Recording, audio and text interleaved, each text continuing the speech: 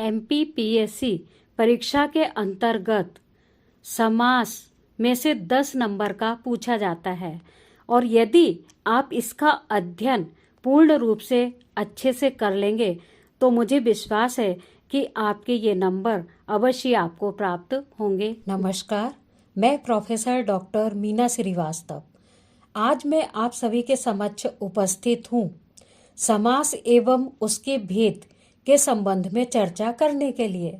सर्वप्रथम मैं चर्चा करना चाहूंगी समास का अर्थ, परिभाषा एवं उदाहरण के संबंध में। समास का अर्थ है अपनी बात को कम से कम शब्दों में कहना। परिभाषा है 2 या 2 से अधिक शब्दों के मेल से नए शब्द बनाने की क्रिया को समास कहते हैं। उदाहरण है पूर्व पद, धन, उत्तर पद बराबर समास अर्थात कि समस्त पद। प्रथम उदाहरण है देश, धन, भक्त बराबर देशभक्त। द्वितीय उदाहरण है यश, धन, प्राप्त बराबर यश प्राप्त। अब मैं आपसे बात करना चाहूंगी समास विग्रह के संबंध में।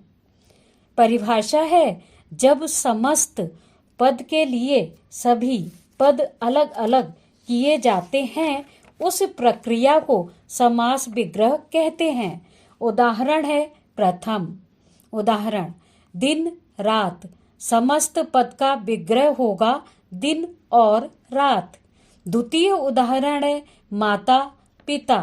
समस्त पद का विग्रह होगा माता और पिता। अब मैं आप सभी से बात करना चाहूंगी समास में पद किसे कहते हैं। समास में प्रयुक्त शब्द पद कहलाते हैं। समास रचना का प्रथम पद पूर्व पद और दूसरा पद उत्तर पद कहा जाता है। इन दोनों से बना नया शब्द समस्त पद कहलाता है। उदाहरण पूर्व पद, धन, उत्तर पद बराबर समस्त पद। प्रथम उदाहरण है राज, धन, भक्त बराबर राजभक्त। द्वितीय उदाहरण है गौ, धन, शाला बराबर गौशाला। अब मैं आपसे बात करना चाहूंगी समास के भेद के संबंध में। समास के 6 भेद हैं। प्रथम तत्पुरुष समास, द्वितीय कर्मधारय समास, तृतीय द्विगु समास, चतुर्थ द्वंद्व समास, पंचम बहुव्रीहि समास, षष्ठम अव्ययी भाव समास। अब मैं आपसे बात करना चाहूंगी सर्वप्रथम तत्पुरुष समास के बारे में। परिभाषा है इसकी जिस समास में द्वितीय पद अर्थात कि उत्तर पद प्रधान हो और प्रथम पद अर्थात कि पूर्व पद गौण हो उसे तत्पुरुष समास कहते हैं। ऐसे पदों में से विभक्ति चिन्ह का लोप हो जाता है। उदाहरण है प्रथम गगन चुंबी अर्थात कि गगन को चूमने वाला। द्वितीय उदाहरण है रसोई घर अर्थात कि रसोई के लिए घर। अब मैं आपसे बात करना चाहूंगी तत्पुरुष समास के भेद के संबंध में। प्रथम है कर्म या कार्य तत्पुरुष, द्वितीय तत्पुरुष समास। द्वितीय है करण तत्पुरुष, तृतीय तत्पुरुष समास। तृतीय है संप्रदान तत्पुरुष, चतुर्थी तत्पुरुष समास। चतुर्थ है अपादान तत्पुरुष, पंचमी तत्पुरुष समास। पंचम है संबंध तत्पुरुष, षष्ठी तत्पुरुष समास। छठवा है अधिकरण तत्पुरुष, सप्तमी तत्पुरुष समास। सातवां है अन्य तत्पुरुष समास। इसके अंतर्गत अ है उलूक तत्पुरुष समास, ब है उपपद तत्पुरुष समास, स है न तत्पुरुष समास, द है मध्य पद लोपी तत्पुरुष समास। अब मैं बात करना चाहूंगी तत्पुरुष समास के भेद के संबंध में। क है कर्म अथवा कार्य या द्वितीय तत्पुरुष। कर्म तत्पुरुष या द्वितीय तत्पुरुष समास में को चिन्ह का लोप हो जाता है। उदाहरण है समस्त पद एवं विग्रह। समस्त पद है इसका प्रथम परलोक गमन, विग्रह है इसका परलोक को गमन। द्वितीय उदाहरण के अंतर्गत समस्त पद है रथ चालक, विग्रह है रथ को चलाने वाला। अब मैं बात करना चाहूंगी तत्पुरुष समास के भेद। ख, करण या तृतीया तत्पुरुष समास के संबंध में। इसमें पदों के बीच में से या द्वारा चिन्ह का लोप हो जाता है। उदाहरण है समस्त पद भयाकुल, विग्रह है भय से आकुल। समस्त पद है भड़भूंजा, विग्रह है भाड़ के द्वारा भूनने वाला।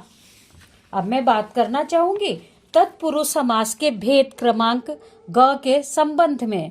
संप्रदान या चतुर्थी तत्पुरुष समास, इसमें पदों के बीच में से के लिए चिन्ह का लोप हो जाता है।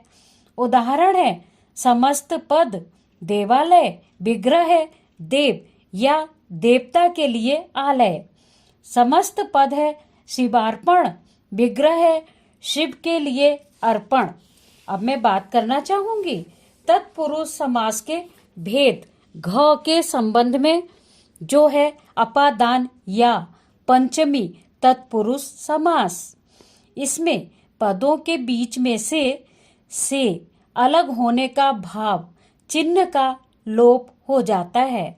उदाहरण है समस्त पद गुणहीन, विग्रह है गुण से हीन। समस्त पद है ऋण मुक्त, विग्रह है ऋण से मुक्त। अब मैं बात करना चाहूंगी तत्पुरुष समास के भेद ड अर्थात कि संबंध या षष्ठी तत्पुरुष समास के संबंध में। इसमें पदों के बीच में से का, की, के विभक्ति या चिन्हों का लोप होता है। उदाहरण है समस्त पद राजपुत्र, विग्रह है राजा का पुत्र। समस्त पद है देश रक्षा, विग्रह है देश की रक्षा। समस्त पद है ईश भक्त, विग्रह है ईश्वर के भक्त। अब मैं बात करना चाहूंगी तत्पुरुष समास के भेद के अंतर्गत च अधिकरण या सप्तमी तत्पुरुष समास के संबंध में।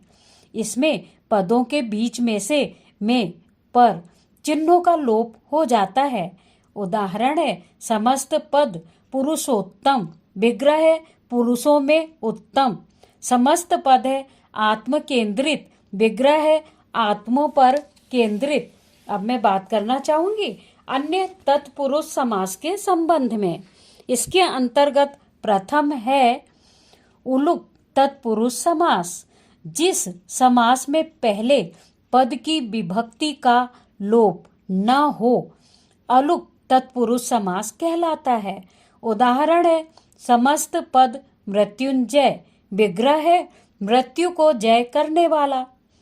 द्वितीय उदाहरण है इसका समस्त पद वाचस्पति, विग्रह है बाच वाणी का पति। अन्य तत्पुरुष समास के अंतर्गत द्वितीय है उपपद तत्पुरुष समास, जिसमें प्रथम शब्द संज्ञा या अव्यय हो तथा दूसरा शब्द कृदंत हो, अर्थात कि जिसका स्वतंत्र उपयोग प्राह न होता हो, वह उपपद तत्पुरुष समास कहलाता है। उदाहरण है समस्त पद जलद, विग्रह है जल को देने वाला। समस्त पद है कठफोड़वा, विग्रह है काठ को फोड़ने वाला। अन्य तत्पुरुष समास का तृतीय है नय तत्पुरुष समास। निषेध या अभाव आदि अर्थ में जब प्रथम पद अ, अन, न, नस तत्पुरुष समास कहलाता है। उदाहरण है समस्त पद अनंत, विग्रह है न अंत। समस्त पद है अमंगल, विग्रह है न मंगल। चतुर्थ है इसके अंतर्गत मध्य पद लोपी तत्पुरुष समास। इसमें पदों के मध्य में वह शब्द जो विग्रह करने पर प्रकट हो जाते हैं उसे मध्य पद लोपी समास कहते हैं। इस समास में लुप्त शब्द प्राह बीच में आता है। उदाहरण है समस्त पद बैलगाड़ी, विग्रह है बैल से चलने वाली गाड़ी। समस्त पद है पनडुब्बी, पानी में डूबकर चलने वाला पोत। अब मैं बात करना चाहूंगी समास के द्वितीय भेद के संबंध में, जो है कर्मधारय समास। यह समास रचना की दृष्टि से तत्पुरुष है। परिभाषा: जिस तत्पुरुष समास के विग्रह में दोनों पदों के साथ एक ही कर्ता कारक विभक्ति आती है उसे समानाधिकरण या कर्मधारय समास कहते हैं। कर्मधारय समास के भेद। कर्मधारय के दो भेद हैं। पहला, विशेषण विशेष कर्मधारय समास। परिभाषा: इसमें पूर्व पद एवं उत्तर पद विशेषण विशेष का संबंध रखते हैं। उदाहरण है समस्त पद स्वर्ण कमल, पहला पद है इसका स्वर्ण, दूसरा पद है इसका जो कि विशेष्य है कमल, और विग्रह है इसका स्वर्ण है जो कमल। द्वितीय उदाहरण है इसका समस्त पद नील गगन, पहला पद अर्थात कि विशेषण है नील, दूसरा पद विशेष्य है गगन और विग्रह है इसका नीला है जो गगन। अब मैं बात करना चाहूंगी कर्मधारय समास के द्वितीय भेद के संबंध में, जिसका नाम है उपमान कर्मधारय समास।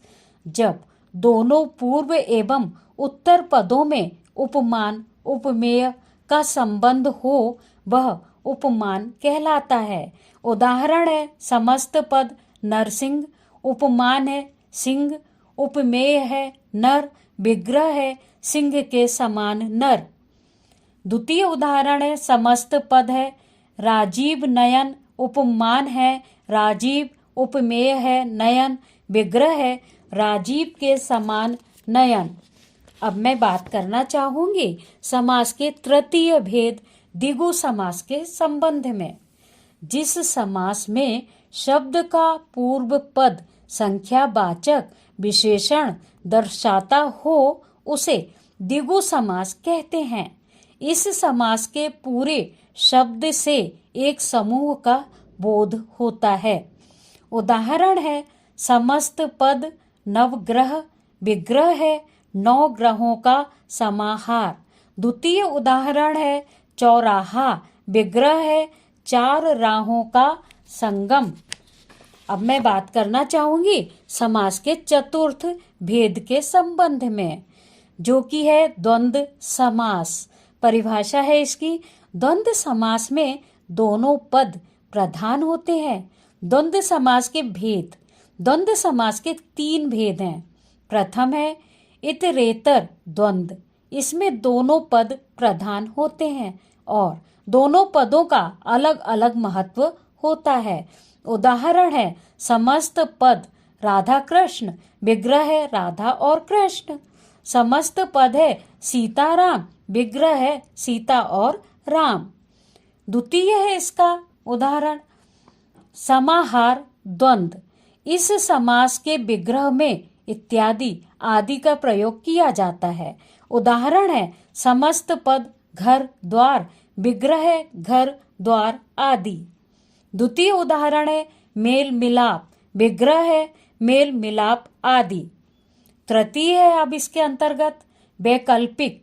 इसमें दोनों पदों के बीच से विकल्प सूचक शब्द या अथवा का लोप रहता है। इसमें बहुधा परस्पर विरोधी शब्दों का मेल होता है। उदाहरण है समस्त पद पाप पुण्य, विग्रह है पाप या पुण्य। द्वितीय उदाहरण है जन्म मृत्यु, विग्रह है जन्म अथवा मृत्यु। अब मैं बात करना चाहूंगी आप सभी से समास के भेद क्रमांक 5 के संबंध में, जो है बहुब्रीहि समास। इस समास में न तो पूर्व पद प्रधान होता है और न ही उत्तर पद प्रधान होता है। दोनों ही पद गौण होते हैं, इसलिए बहुव्रीहि समास के समस्त पद में किसी अन्य विशेष अर्थ का बोध होता है। उदाहरण है इसका, समस्त पद चतुर्भुज, विग्रह है 4 भुजाएं हैं जिसकी, अर्थात कि विष्णु। समस्त पद है मधुसूदन, विग्रह है मधु अर्थात कि राक्षस का सूदन, सूदन का अर्थ होता है वध करने वाला, अर्थात कि श्री कृष्ण। अब मैं बात करना चाहूंगी आप सभी से समास के 6वें भेद के संबंध में। अव्ययी भाव समास, परिभाषा है इसकी, जिस समास में पहला पद अव्यय और दूसरा संज्ञा हो उसे अव्ययी भाव समास कहते हैं। अव्ययी भाव समास 2 प्रकार का होता है। उदाहरण है अव्यय पद पूर्व और दूसरा है नाम पद पूर्व। तो पहले हम देखेंगे अव्यय पद पूर्व प्रतिदिन, नाम पद पूर्व है प्रत्येक दिन। अव्यय पद पूर्व है निडर, नाम पद पूर्व है डर से रहित। धन्यवाद।